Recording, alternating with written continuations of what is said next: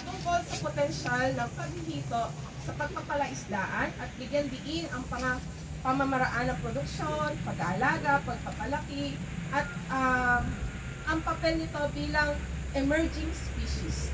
Ang status po ngayon ng hito sa BFARS, in general po, sa aquaculture industry, ang tawag na po sa hito ngayon ay emerging species.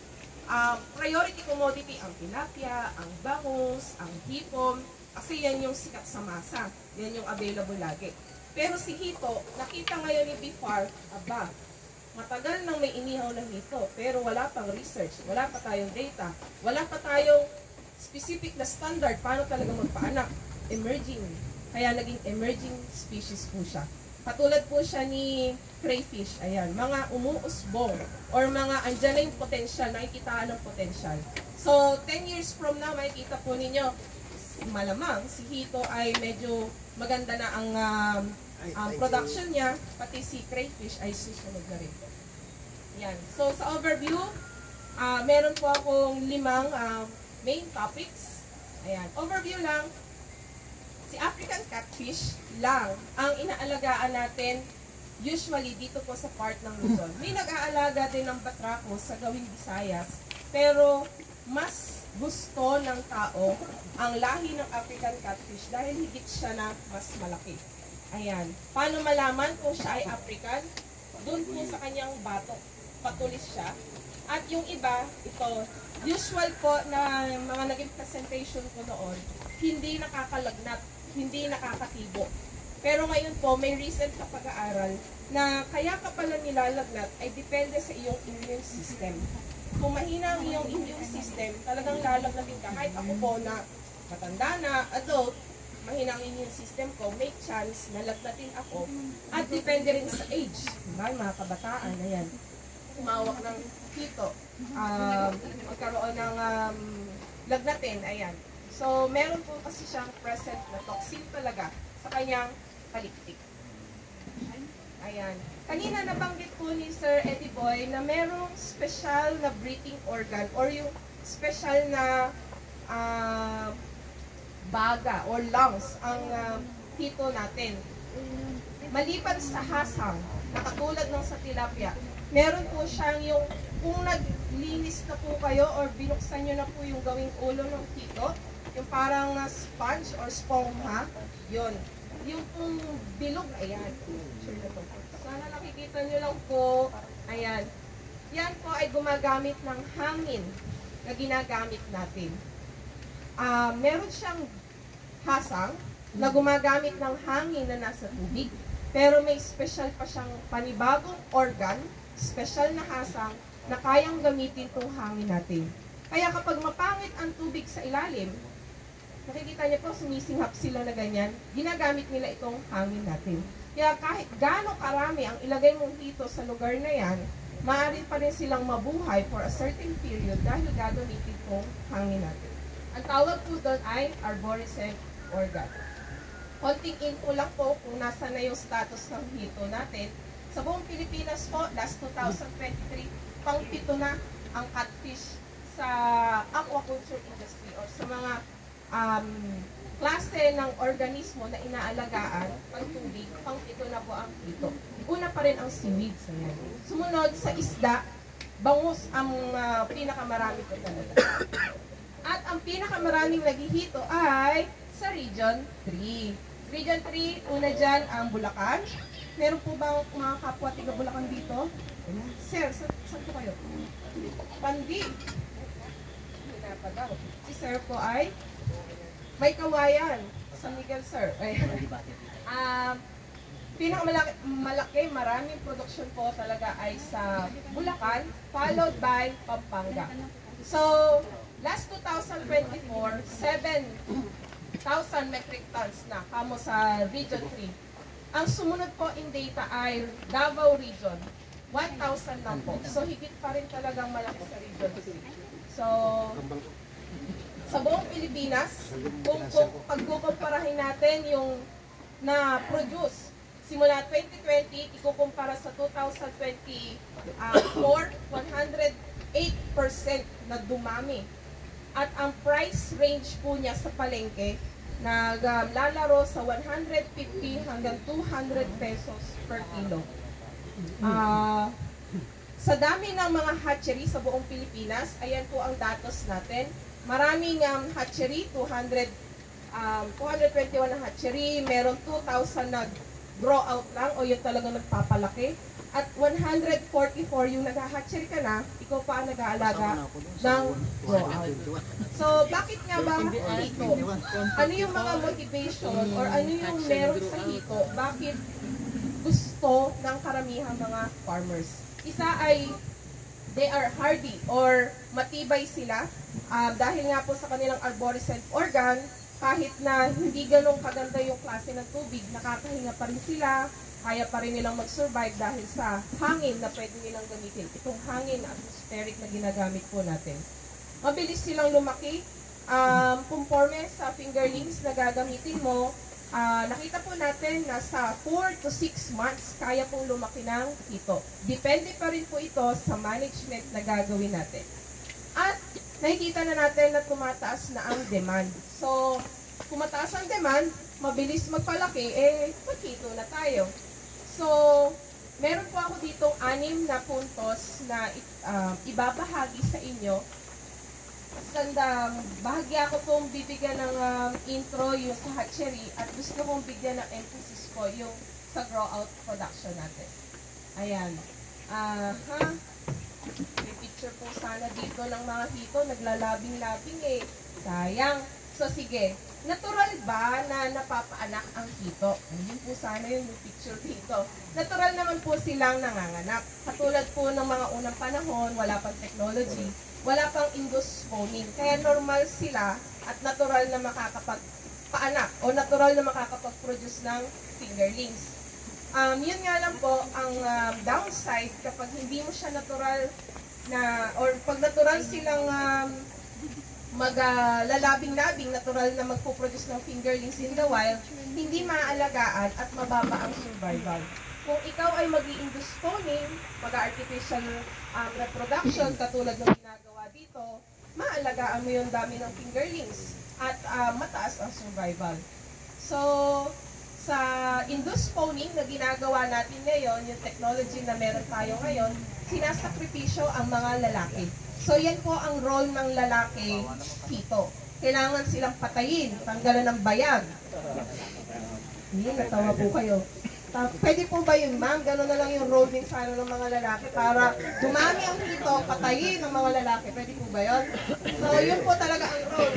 Hindi ko ma-imagine kung masakit kasi pati po yung gawin ng utak may tinatanggal po. So, double kill po siguro. Tinanggalan ka na ng bayag, tinanggalan ka ng binuksan pa yung ulo mo, no? So, yun po ang role ng hito na lalaki. At kailangan po kasi yung pituitary gland o yung nasa gawi po ng utak para isaksak dun sa babae.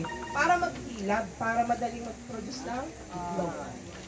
So, induced spawning, kaya tayo nagpapaanak at hindi dumedepende sa wild ay para marami kang fingerlings o fry na ma-produce, mataas ang fertilization rate, mataas ang survival, at buong taon ka na may supply ng fingerlings. Control mo. Kapag kaya mo na mag-induce spawning, kapag may order sa'yo 100,000, nakakapag-produce ka kaagad. So, ang picture lang po na ito ay pinapakita lang ang babae at lalaki. Ayan, at kung saang gawi, kinukuha yung PG. Kami po sa FAC, gumagamit pa rin kami ng PG. Hindi po siya yung utak. Pero sa mga local nating farmers, ang sinasabi talaga nila, kukuhanin yung utak. Katabi po niya ay yung utak. Pituitary gland na may, kapag dinurog mo yon, may hormone doon. At yung hormone na yon, pag naisaksak mo sa babae, mas madaling ma-release yung eggs o yung itlog. Maaari din naman gumamit ng mga synthetic na hormone, nabibili din naman po ito sa online, pero dagdag kasi siya sa cost. So, ayan, pagsasaksak lang ng hormone, pag nakumpleto na yung paghihintay, 8 to 12 hours, makakakuha ka ng itlog, kukuhanin ang bayag, paghahaluin, at ilalagay sa hatching tray. So, from hatching tray, bilang ka lang ng mga 12 hours, magiging fertilized siya, and then magiging fry, 2 to 3 days, maghahanap na ng pagkain. So, 5 to 7 days, meron ka ng fingerlings na 1 inch. Ito po yung isa sa technology, simple technology na na-produce natin sa ating FAC. Hindi kami nagre-release or malimit kaming mag-release or mag-distribute or magbenta or maglabas ng stage 1 or 1 inch. Conforme po kasi sa lugar kung anong tawag kami, kapag 1 inch, stage 1 ang tawag namin. Ayun, kumain. Salamat po. Ayan, stage 1, 14 days, 1 inch po yun. Hindi namin siya nire-recommenda sa mga farmers na mag-grow out kasi mataas pa po yung cannibalism, magkakainam. Tapos, pag nakita ni farmer na, pangit naman yung fingerlings ng FAC, namatay naman, wala na silang motivation na maghito sa susunod. Kaya po kami, ang ginagawa namin hanggang maging stage 3 na size or 3 inch. So, stage 1, after 14 days, pag iniwalayin namin yung malaki at maliit, bilang ka ulit ng 14 days, stage 2, and then bilang ka ulit ng 14 days, pag hiwalayin, stage 3. So, ang nire-release po namin usually 3 inches or cigarette size. Or ano pa bang mga tawag? 3 inches. Ayan, mga ganyang size po. Yung mga ganyan, medyo buhay na, mababa na yung chance na magkainan sila. So, ngayon, sa grow out, ano naman yung mga i-consider natin? More or less, kung halimbawa po na gusto nyong mag-fish pond, katulad ng nabanggit kanina ni Sir Eddie Boy, so, ganun din po yung preparation. So, ano po yung mga gusto ko sanang i-consider nyo kung kayo ay mag-grow out? The facility, feeds, fingerlings, management. Ayan. Sa facility po, maaaring gumamit ng fish pond. Ito, yung mga fish pond natin dito, pwede. Pero sa FAC po, ang fish pond namin, may semento sa dike, sa paligid. Kasi kung narinig nyo na, ay, lalakad yung hito nyo na yan. Totoo po yun, kasi matigas yung kanilang palikpik, may matigas na tinik, so kaya po talaga nilang lakarin. May pagkakataon po nung pandemic, umulan. Sobrang lakas ng ulan, nagsiahunan po. Ganun talaga yung term. Nagsiahunan yung mga isda namin, lumipat sa bilang fish pond. So dahil po yun sa kanilang mga palikpik. Kaya, tsaka may chance din po, pag tumatanda yung fish pond, ano tawag dyan? Na-erode, ano po ba tawag doon? Humihina yung dike, yung lupa, kaya nasisira po yung dike nyo. At pwede rin po, ngayon naihina yung mga dating swimming pool, ayan, or ginagawang swimming pool, yung mga tangke. Ayan. Ayan. Ito po ay may tubo na lumalabas, at ito naman po ay irrigasyon. Isa po din sa facility ay kailangan may maganda kang source ng tubig. Mahirap naman po yung magpapalaisdaan kayo na walang tubig, di po ba? So, pwede naman po na groundwater at pwede naman po na gamit ang tubig galing sa irrigation. Kami rin po ay dalawang system o dalawang source din po ang pinukuhanan namin. So, sa pagkain, halimbawa na stage 3, ang iyong fingerlings, so malaki na siya, in 4 months or kahit 3 months. So, pre-mash, pre-starter, starter, grower. Iba po gumagamit pa ng finisher. Ang kalimitan na tanong dyan, may feeds ba pang hito? Meron na po. Bigla ko naisip yung mga brands. So, hindi po magsasalita ng brand, pero sana magkaroon po kayo ng mga kakilala, collaborations sa mga feeds kasi bihira din po talaga, usual po ay pang tilapia yung nakikita sa market. At yung ibang nagtatanong po, pwede bang ipakain ang feeds ng tilapia sa hito? Pwede naman po. Kaso lang, iba yung requirement ng hito. Mas mataas po ang protina kasi na nire-require ng hito. Dahil sila ay high carnivorous, sana mas mataas yung protein level. And then, ayun, fingerlings. Parang mga ruler lang po siya na iba't ibang sizes.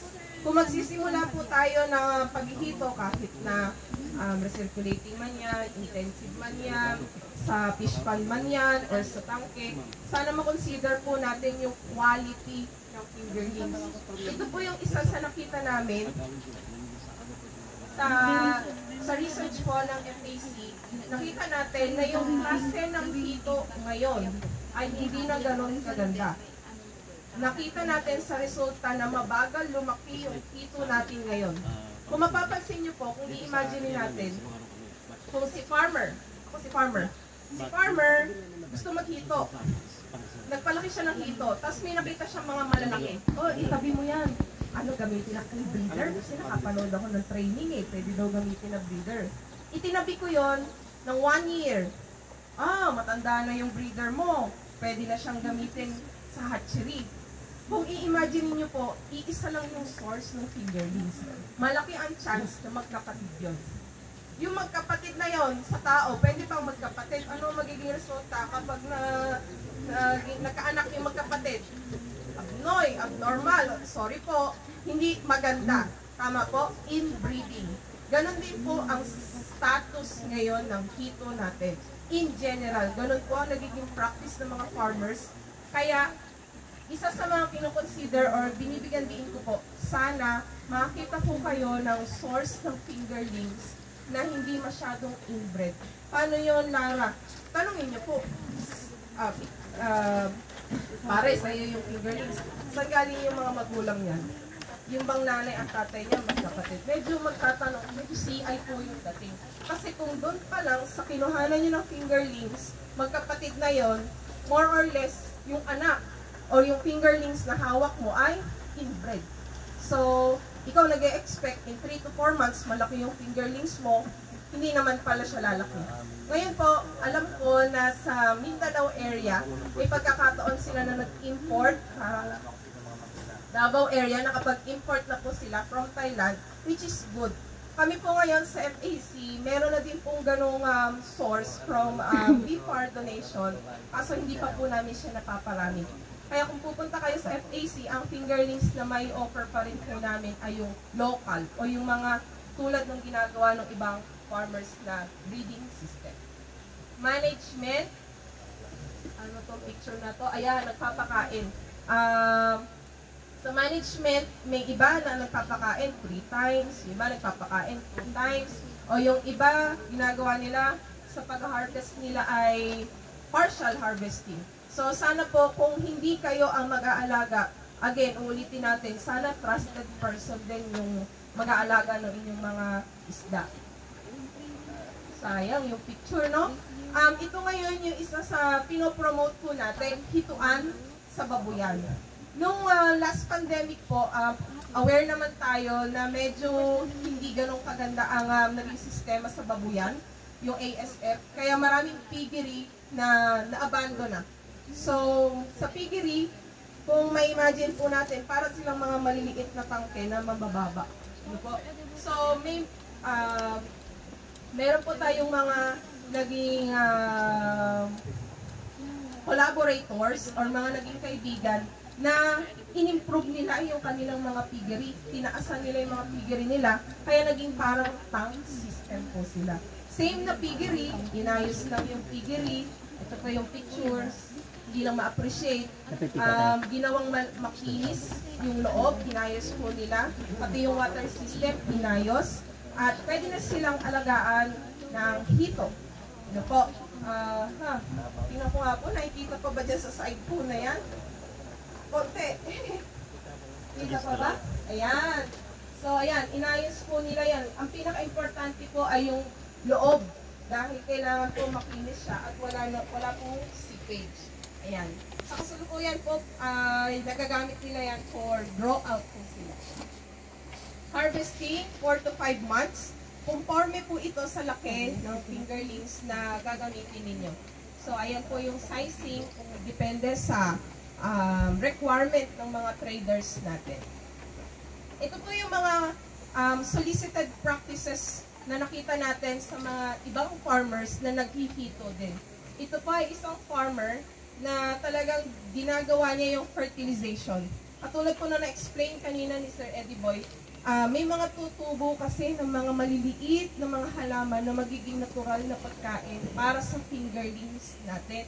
So, bago siya tuluyang maglagay ng fingerlings sa kanyang fish pond, nag-fertilize siya.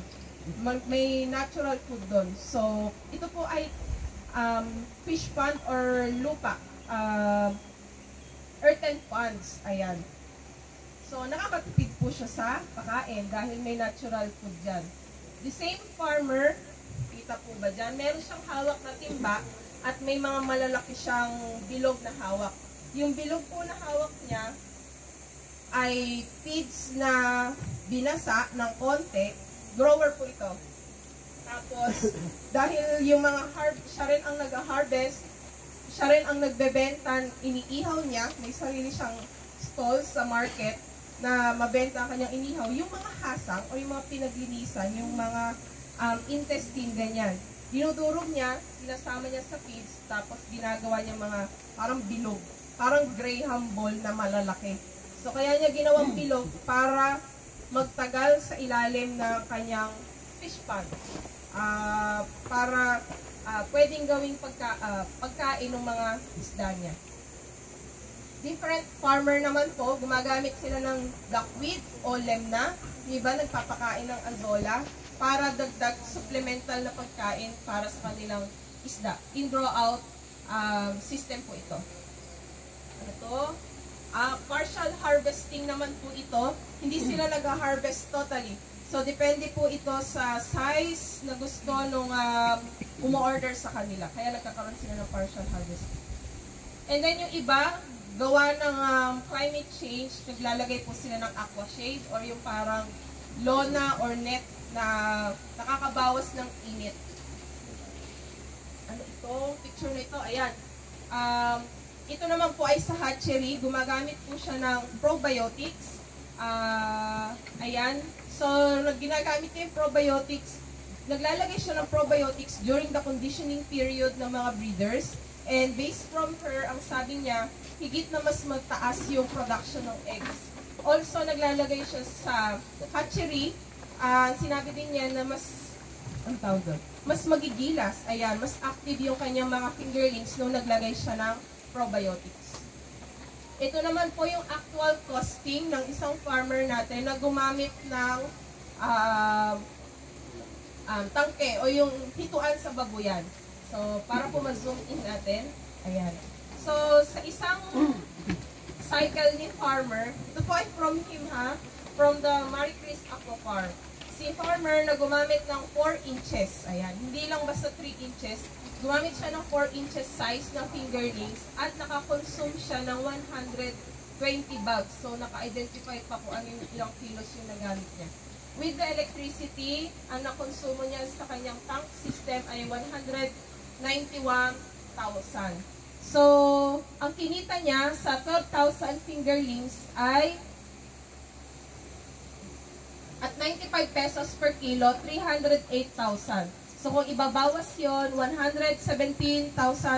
Ayan, lapit niya ako ng konti.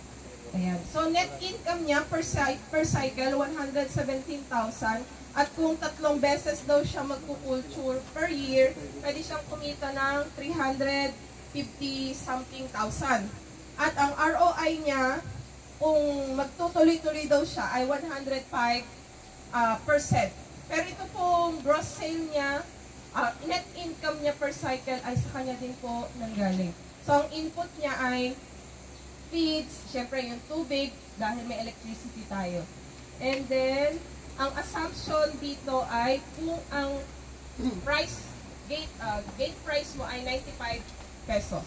So, yun. Bali, ang kita niya ay sa isang cycle at tank system, 117,000. Yun lang, medyo mataas talaga ang puhunan dahil sa feeds. Pero yun lang naman po ang medyo talagang gagastusan natin yung feeds. Kung inisip niyo po, yung ginastos niya sa mismong tangke, yun naman po ay may pauna na siya dahil babuyan po yun dati. Parang inayos lang po niya yun.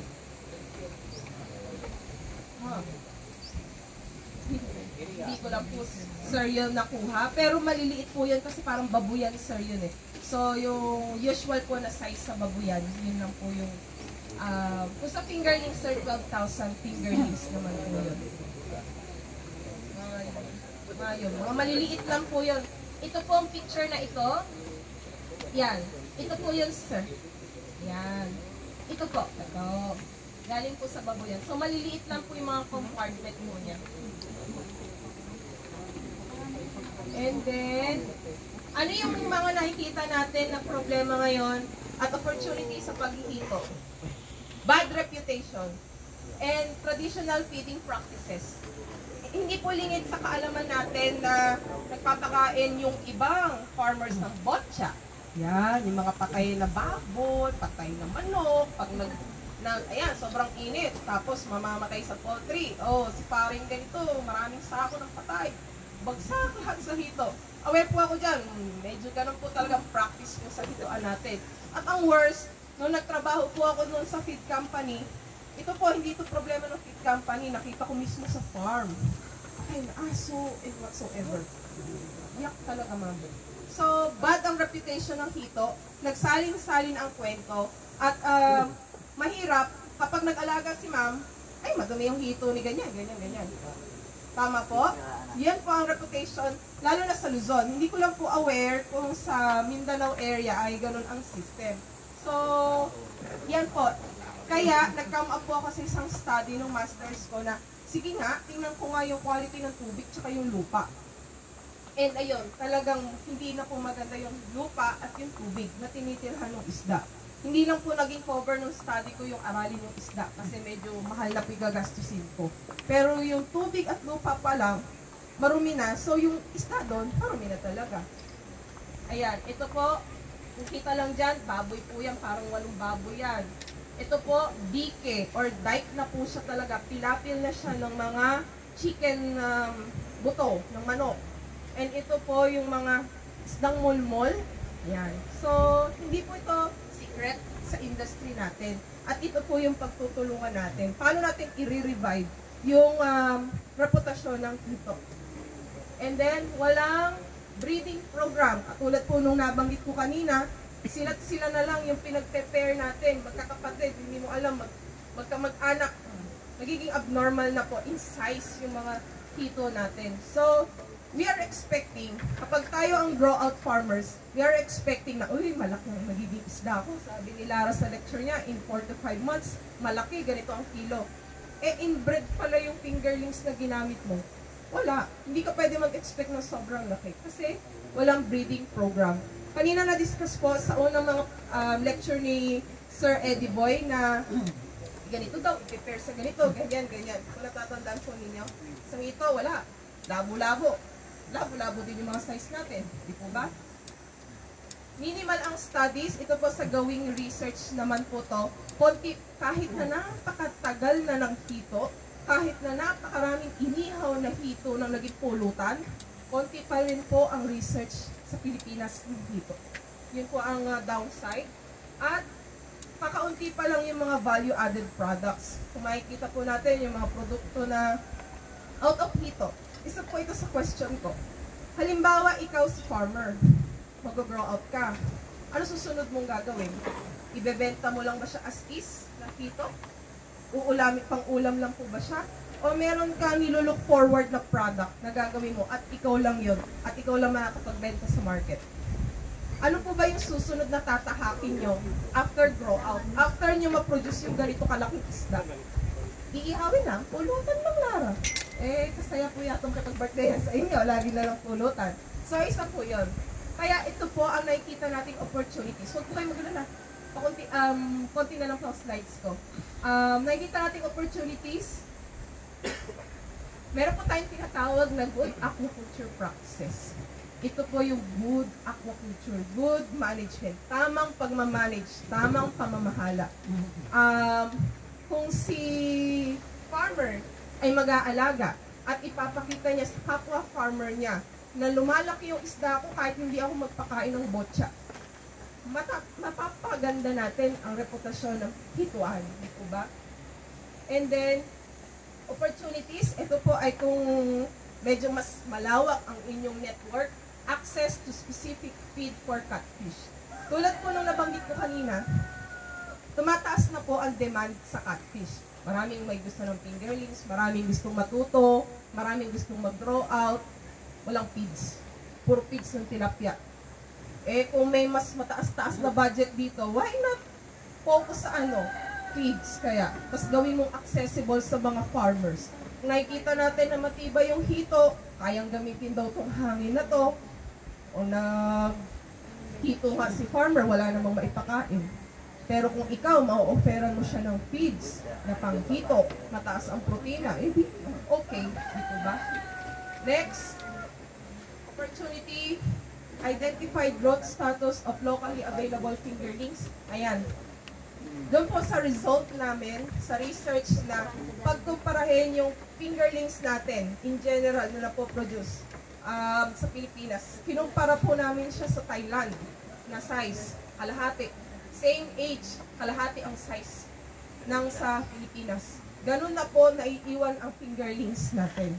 Yes, makakakuha po kayo ngayon sa Mindanao. Hindi ko lang po alam kung sino yung farmers, pero may chismis lang na gano'n, na may nakapag-import na daw from Mindanao.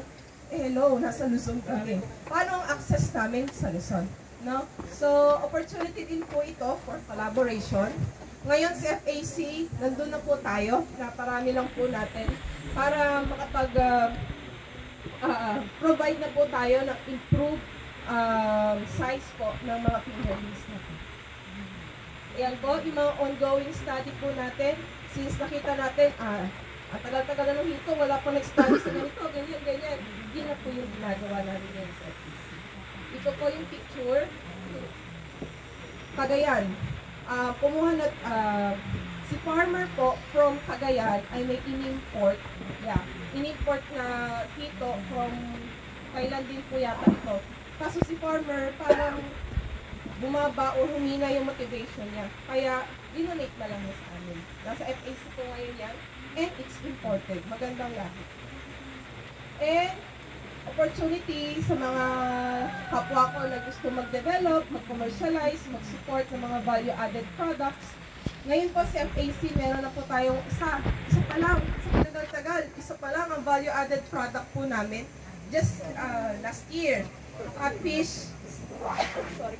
catfish juveniles o yung mga stage 3. Ito po, ginamit namin yung mga fingerlings o stage 3. Medyo malalaki naman na po. Tinanggal lang yung ulo. So, para siyang sardinas, Spanish style. Bakit yung size na yun? Para wala nang issue. Kasi pag malalaki, sinasabi nila kumain ng botcha. O di yung size na hindi kumakain ng botcha, yun yung gawin natin produkto. No more questions. Tama po ba? So, yun po yun. And kapag interested po kayo sa training, nandito na nga po tayong lahat interested sa training, ituloy ko po yung success story po ni FAC. So, meron pong isa sa umattend sa training namin last time na naging eager talaga siya mag-catfish. So, sobrang eager niya. Ayan, umattend siya, nagkaroon ng hands-on activity with our dean and director po, nagpatayo ng hatchery. If you are familiar with Marie Chris Aqua Farm, so ayan po sila, nagpatayo ng hatchery. Groundbreaking po ito. Gulat na lang kami. Parang, ay, kabilis naman nun. Oh, may hatchery na po sila. At ngayon, nag-grow out sila. At may mga products na din po sila. Like hito, yes, usual, makakabili ka. Meron silang fish and frozen daing hito. May whole chopped dressed hito.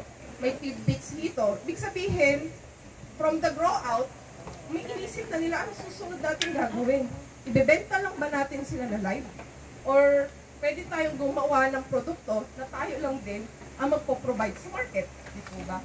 So, I consider it a success story kasi bihira yung ganon na from training, nandun yung passion, natuto siya, at isa rin po ay hindi niya binitawan kasi yung communication sa office namin. Kaya tuwing may tanong, okay lang, kahit makulit, sige, kasagutin namin para makatulong. Para makita na may opportunity talaga sa paghihito.